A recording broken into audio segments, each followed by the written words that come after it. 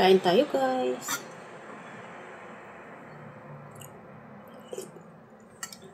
Ito lang yung kakainin ko.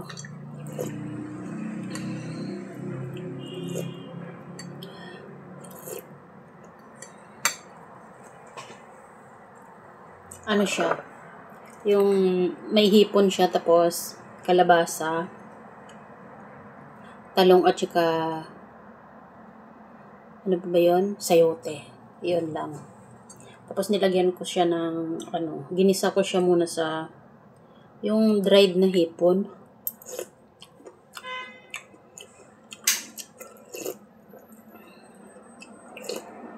Sarap na sa bawah. Ginisa ko muna siya sa dried na hipon kasi wala nga kaming pampalasa dito.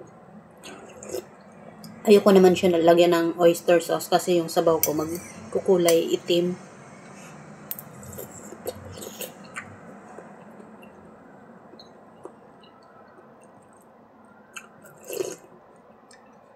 Ginisa ko sa kamatis, bawang at sibuyas.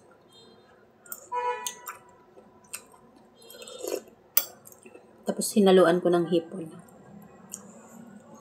Hipon na fresh. Pero yung ginisa ko siya, yung dried na hipon muna nilagay ko.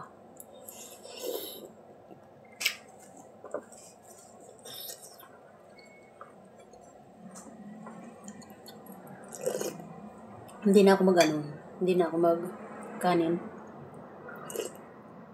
Kasi madami yung kalabasa.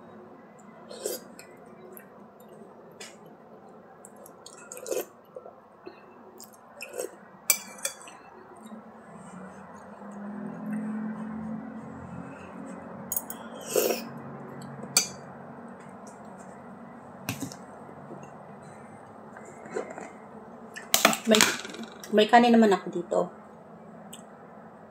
Ito yung turmeric rice ko kahapon. Ay, kagabi. Turmeric rice ito. In-slice ko lang yung turmeric. Hindi ko siya ginadgad gawa ng ayaw ng mga alaga akong babae na nakakain baga nila yung turmeric. Ayaw nila. Kasi dati inaano ko.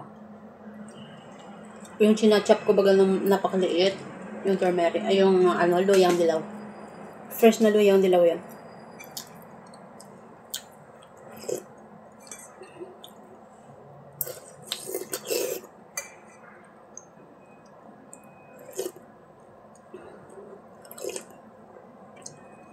Asin at lang to. Asin at paminta lang nilagay ko. Pero yung hipon, manamis-namis ang hipon, Tapos yung kalabasa, manamis-namis.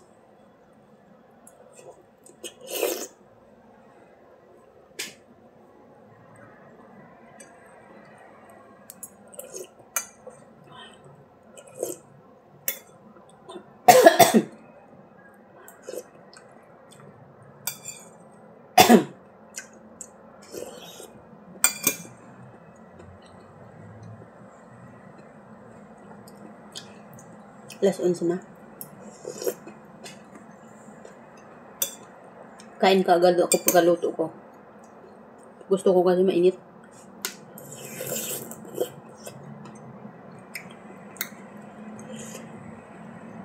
Yung trabaho ko, itutuloy ko mamaya pagkatapos kain.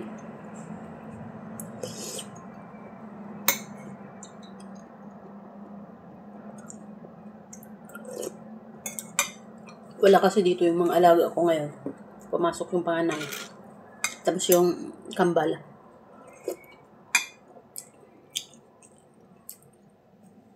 Sila ng interview sa job interview. Pumunta sila. Ewan ko kasi anong ina-applyan nila sa Kidsania sila.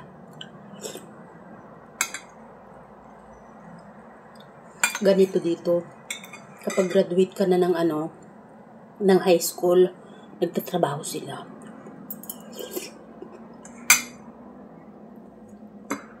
Alaga akong panganay, nagtatrabaho yan. Sa McDonald's. Part-time yan, bawat Sabado lang yan. Bawat Sabado lang yung niya pasok. Alas 5 hanggang alas 10 ng gabi. Panggabi siya.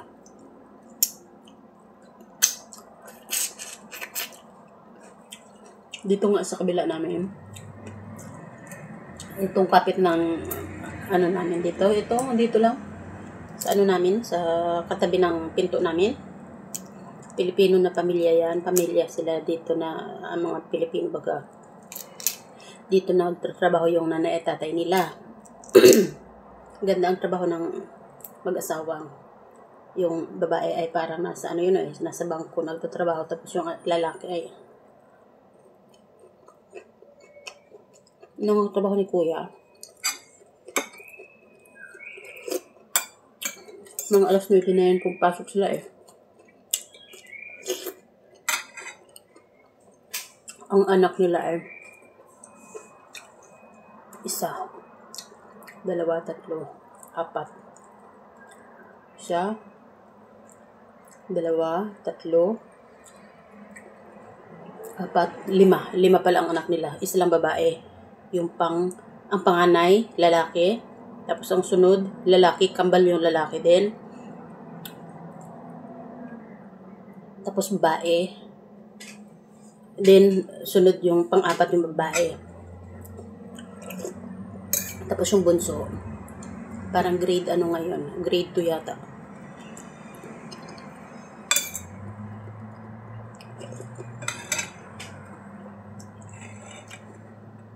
Yung mga lalaki ngayon, kambal at panganay, nasa army. Puro nagtatrabaho na din sila pag weekend yata. Lahat sila may trabaho. Pati yung yung babae. Yung babae kasi ay na yun,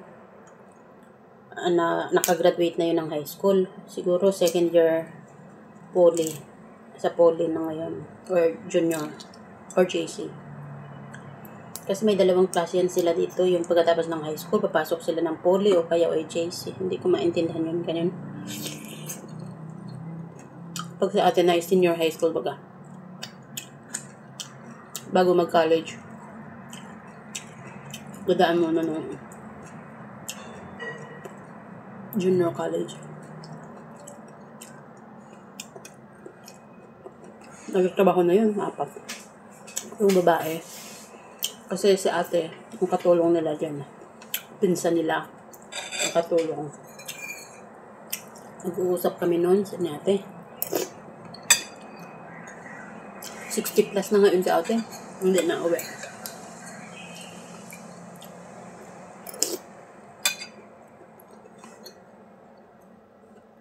Dito lang sa kanila. May sweldo naman eh. Tapos, sabi nga niya, yung alaga nga daw niyang babae na pang-4 na akan, nagtatrabaho na daw yun. Kasi yung klase kasi dito ng parang senior high sa atin, junior college. Ano yan? Kukunti lang yung sa pasok nila, ganyan. Hindi na baga sila full time sa school.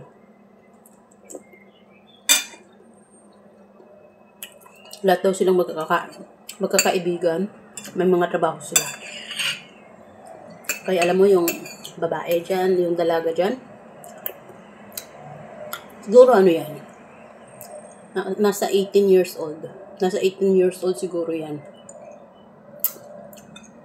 Ay, nakakarating na ng nag-out of the country daw silang magkakaibigan. Sabi ni ate, ang ginagamit na pera, hindi nang hihingi sa magulang. Hindi nang hihingi daw sa magulang. Nag-out of country sila magkakaibigan. Siguro dito lang din sa Asia or basta yung afford nila na pamasahe baga. Galing lang sa kanilang part-time ng trabaho dito. Nag-aaral tapos nagtatrabaho.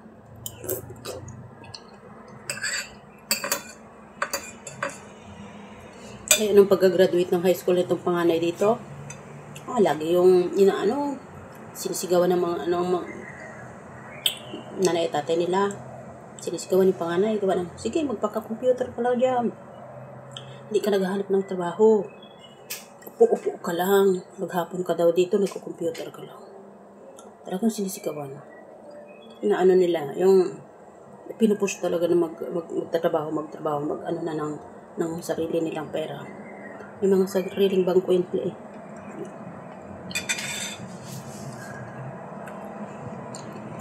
Pare-pareho yan silang tatlo. Ang kakapatid may mga bangko. Yung mga binibigay sa kanila pag Christmas, pag birthday, ganyan, mga ampaw-ampaw binibigay sa kanila. Dito sa mga alaga ko, nilalagay nila sa sa bangko. Tsaka grabe ito sila. Yung matipid baga ng mga magkakapatid. Hindi nga ito yung bibili-bili ng kung ano-ano na pagkain dyan. Hindi. Yung lang, allowance nilang binibigyan, kasi binibigyan sila ng allowance ng kanyang nanay at tatay. Yun lang ginagastos.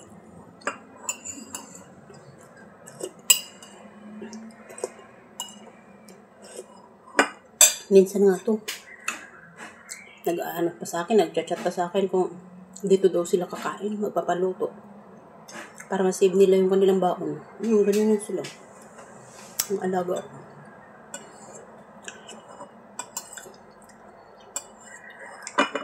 Kasi minsan natatapos sila sa school na nakaraan. Yung high school sila, minsan natatapos sila alas 12:30, 1:30, ganyan. May recess naman sila ng alas 10 sa school. So, parang busog pa baga sila. Tapos, uwi yan sila dito. Dito sila kakain. Sinisave nila yung pera nila. Diba talaga mga insect, no? Matitipid sila sa pera nila. Hindi sila ubos-ubos biyaya. Hindi gagaya ng pinag-iwaga na pag nagkapera ay sige lang ng sige. Hindi iniisip yung hindi iniisip yung sa future nila.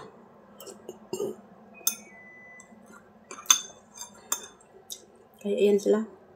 May mga pera yan. May mga pera yan, mga bata.